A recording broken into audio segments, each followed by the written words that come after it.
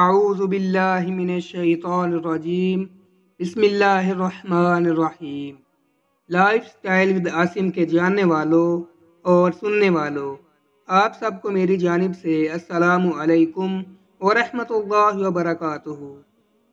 پیارے دوستو، آج میں آپ کے سامنے عبرتناک اور سبق آموز واقعہ بیان کر رہا ہوں، جسے سن کر آپ سب کا ایمان تازہ ہو جائے گا۔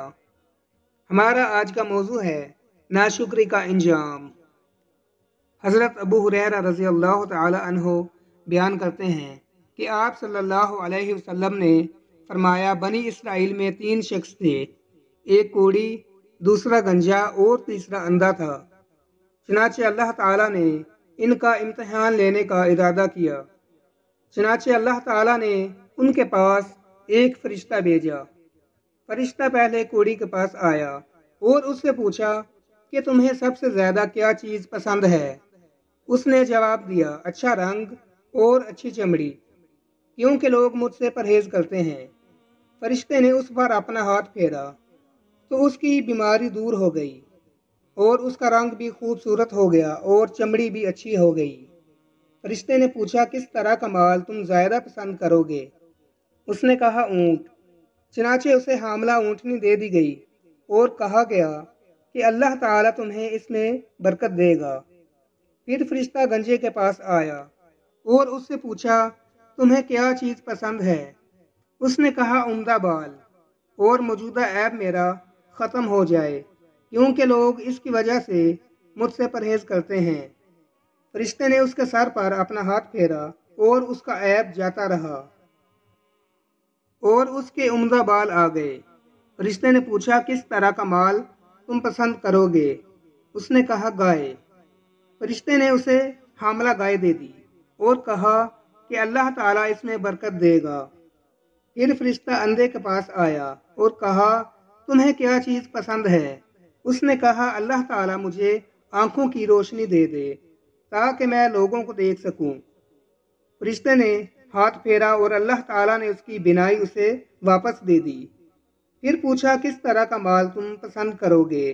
اس نے کہا، بکریاں۔ فرشتے نے اسے حاملہ بکری دے دی۔ پھر تینوں جانوروں، اونٹنی، گائے اور بکری کے بچے پیدا ہوئے، یہاں تک کہ کوڑی کے اونٹوں سے اس کی وادی بھر گئی، گنجے کی گائے سے اس کی وادی بھر گئی اور اندھے کی بکریوں سے اس کی وادی بھر گئی۔ ایک دفعہ پھر وہی فرشتہ دوبارہ کوڑی کے پاس آیا۔ اس بار فرشتے نے اپنا بیس بدلا ہوا تھا، بلکہ وہ خود ایک کوڑی بن کر حاضر ہوا تھا۔ فرشتے نے کہا کہ میں ایک نہایت مسکین و فقیر آدمی ہوں۔ سفر کا تمام سامان و اسباب ختم ہو چکا ہے اور اللہ تعالیٰ کے سوا اور کسی سے حاجت پوری ہونے کی امید نہیں ہے،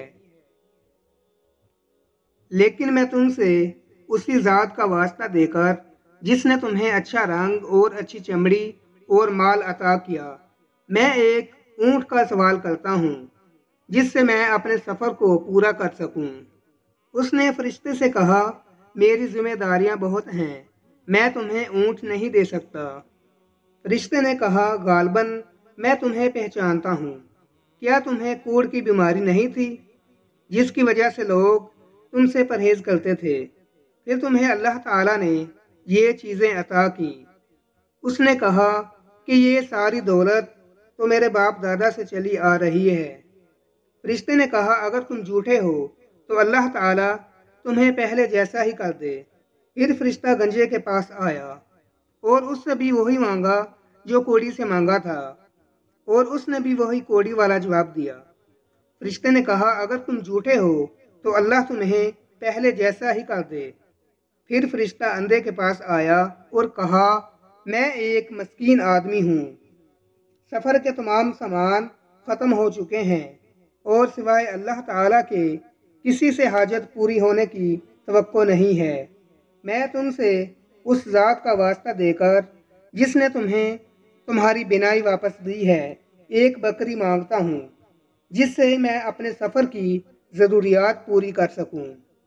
اندھے نے جواب دیا، واقعی میں اندھا تھا اور اللہ تعالیٰ نے مجھے اپنے فضل سے بینائی عطا فرمائی، اور واقعی میں فقیر و محتاج تھا اور اللہ تعالیٰ نے مجھے مالدار بنایا۔